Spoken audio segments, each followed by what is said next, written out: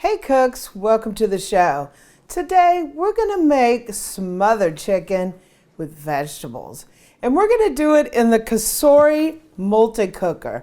Now Cosori was nice enough to send this multicooker, and this thing is fabulous. You can saute, you can roast, you can brown, you can steam, you can slow cook, you can do everything in this machine. It's got 11 different functions, and I'm looking forward to trying it out. So join me as we make smothered chicken with vegetables in the Cosori Multicooker.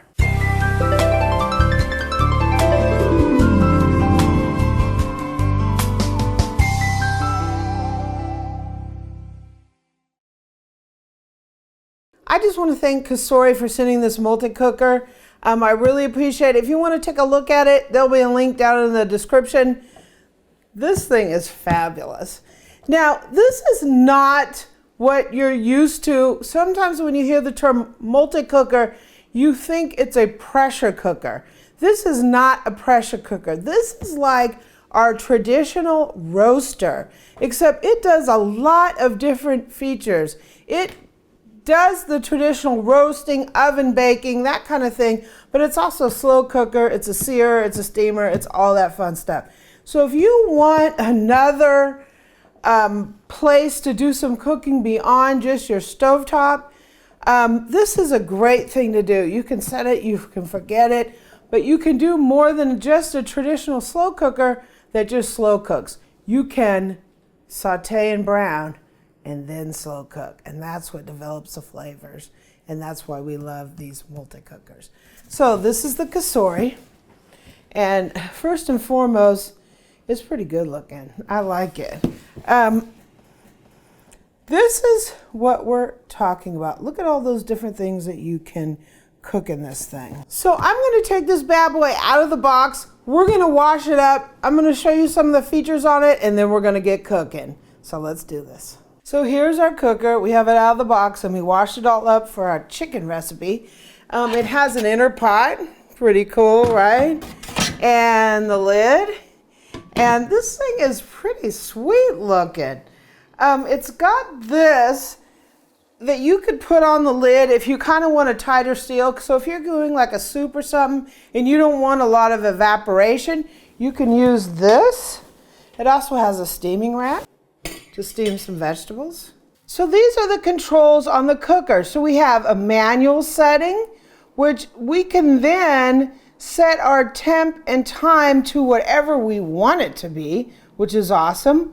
We have a rice setting, a yogurt, boil, and this is our stovetop settings. We have brown, simmer,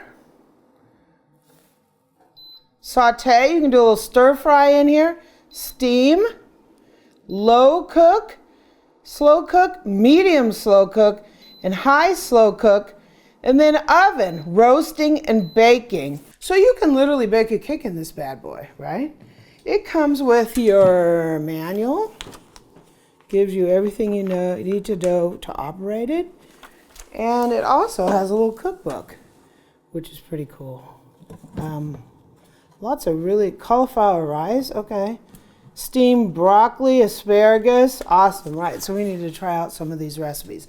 So let's get started on our smothered chicken with vegetables. We're starting with boneless, skinless chicken breasts.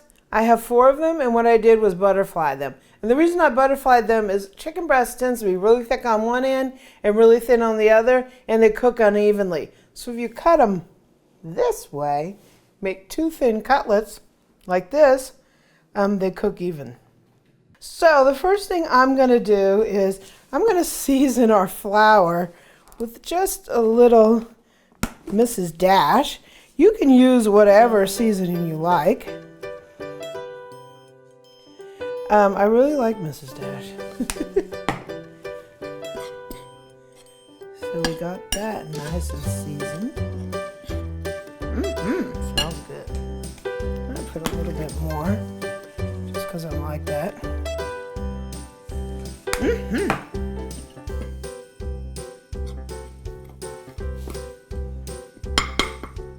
Okay, so So chicken here.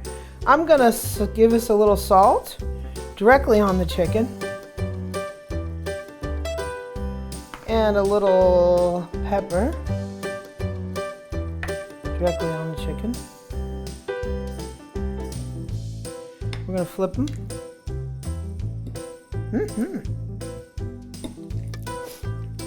Cheeky wicky. We're gonna salt. We're gonna papier.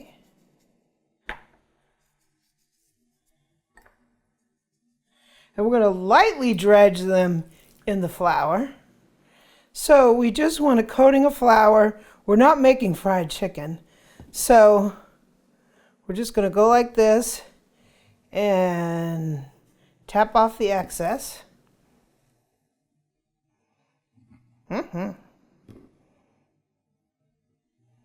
The chicken's all seasoned up. Now we're gonna brown it off. One of the things to get a really good smothered chicken is to brown off your chicken first. Take it out. We're gonna cook our onions and all that kind of stuff. We're gonna put the chicken back in, put the vegetables in, then we're gonna make the gravy.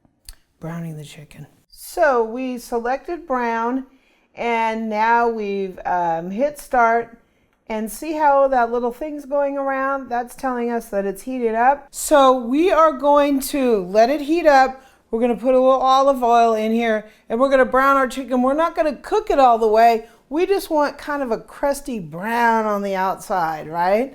Because if we don't do that, and then we put it oven bake it or slow cook it, there's no way to develop that if you don't brown it in advance. So as soon as the cooker heats up, we're gonna get busy. Okay, the cooker is all heated up, and we're gonna go ahead and put some olive oil in here. And we're gonna put in a couple pieces of chicken. Chicken. We're gonna let it brown up.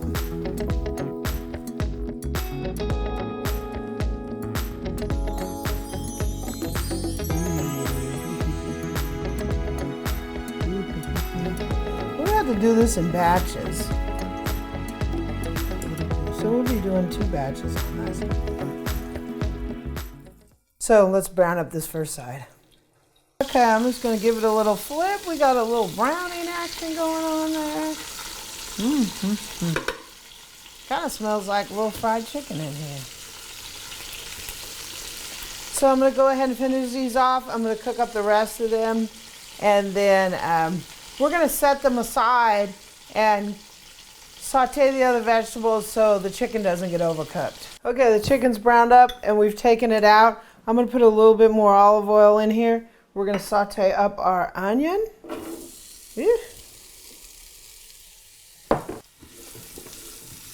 And we're just going to saute this until it gets a little translucent. One of the reasons I put onions in first, sometimes when I put them in with other ingredients, the onions really don't brown at all, so I usually do them first. So the onions are looking really good. I'm going to put in some red bell pepper. I got a lot because I had 2 that I wanted to use up. And one of the reasons I'm using red is I just want to bring a little color to it. So we're going to go ahead and saute this for a little bit. So that's looking pretty good. I have like 4 or 5 cloves of garlic that I've minced. I love it to have a lot of garlic flavor. You can use anywhere from 3 to 5 cloves. So we're just going to put this in here and saute it for maybe a minute or so. Woo, this is looking mighty fine. So one thing about, I put some celery in there. One thing about this recipe is this is like a refrigerator recipe. So whatever vegetables you have in your refrigerator, maybe you have something that needs to get used up. Maybe you've made other recipes and you have a little bit of vegetables left from other recipes. This is a great use it up kind of recipe. I'm also gonna add some carrot. It's like we're making a chicken stew here, huh?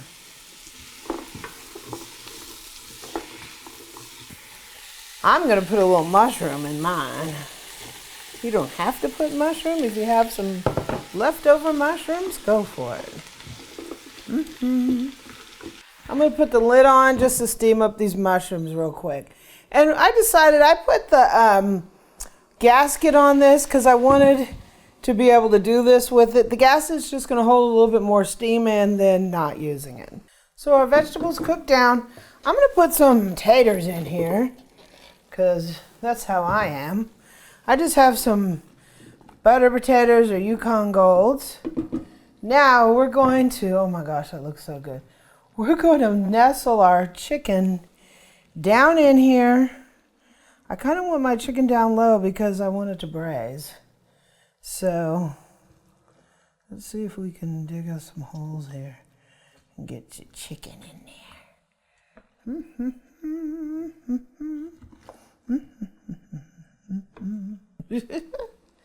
Okay, so we're going to put some broth. Now, ultimately, we're going to be braising this in the broth.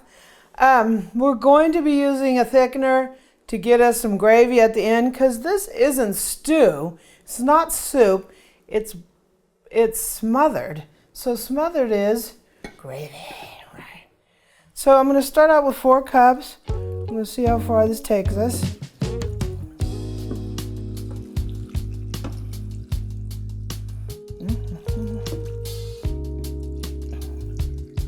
To me, this looks like the perfect amount.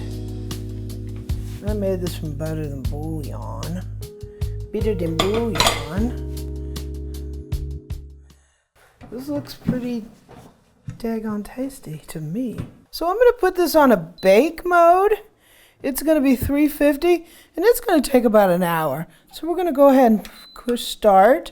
This is going to come up to temperature and it's just going to slowly simmer, bake, braise, whatever. What we're going to do is about 15 minutes before it's done, I'm going to put some green beans in here. One of the reasons I don't put the green beans in too early is because they just get mushy, right? I still want some crisp on my beans. So we're going to put them at about 15 minutes before it's done. Maybe about, we're going to cook another 15, maybe about 5 minutes before. We're going to put in a slurry, thicken that up to make a gravy. So we'll be back. Okay, so what we did is when we put all these ingredients in here, we put this baby on bake. It was at 350, and so we let that come up to temperature. I wanted it to have a little bit more temperature on it to get all those ingredients, hot and starting to go. Once that happened, I dropped the temperature down to 190, and we've been cooking it for about an hour. So, ooh. It looks mighty good. Mighty good.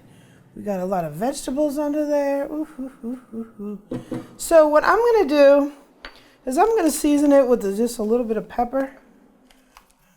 And I'm going to put some more Mrs. Dash in here. Like I said before, I'm going to add some green beans. We're doing it sort of at the end because green beans will have a tendency to overcook. If you don't, well, they won't have a tendency to overcook.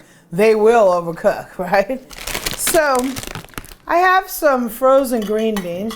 You can use fresh. The fresh ones didn't look that great in the store, so I just have some frozen ones.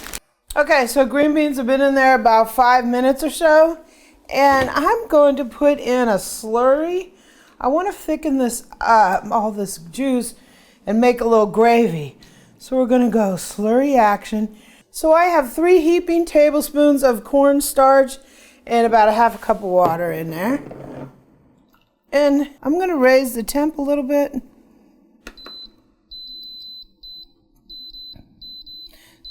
I'm going to put it about 300 because I'm going to leave the lid off while it thickens.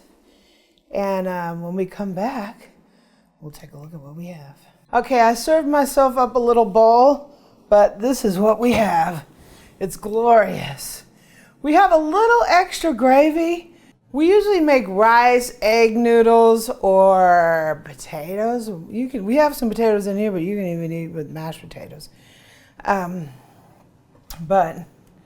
I served up this really nice portion, and let's take a taste. So I'm going to put a little parsley on it, just for giggles.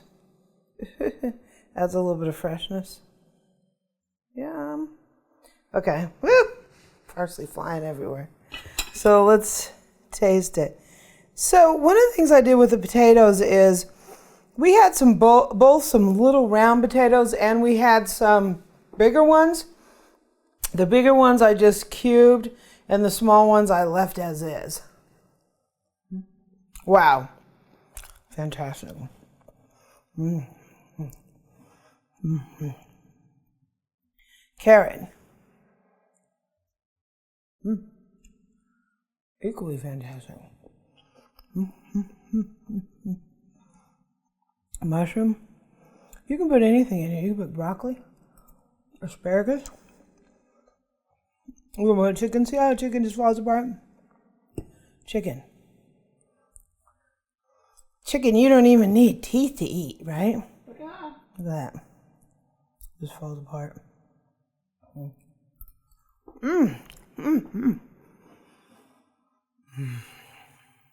Green beans. Green beans are easy to overcook, so just be careful.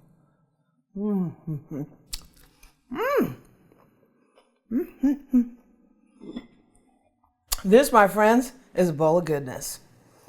A bowl of absolute 100%, no doubt about it. Goodness. I'm going to be taking this to work this week. And I'm going to be watching the time till lunch, right? Because it's so good. So good. So I would say Cosori Multicooker, thumbs up. It's fabulous. Doesn't have it's not a pressure cooker, it's just a multi-cooker. If you want to take a look at it, I'll put a link in the description. Thank you very much, Cosori, for sending that. It is fabulous.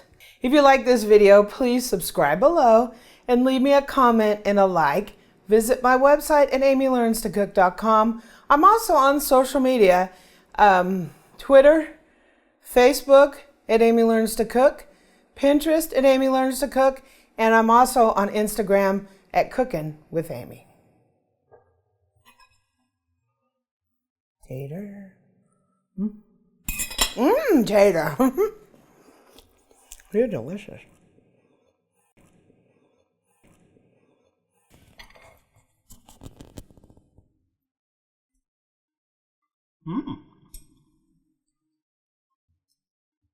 Chicken's very flavorful, and it really very tender. Yeah, I know breast is tender already, but this really doesn't require hardly any chewing. It's really good. Still got good texture on the carrots. Green beans. Good. Oh, yeah. It's all got really good flavor. I know it's hard to describe what good flavor is, but it tastes good. It's not just simply salt and pepper. It's got good flavor all around, so I give that 2 thumbs up.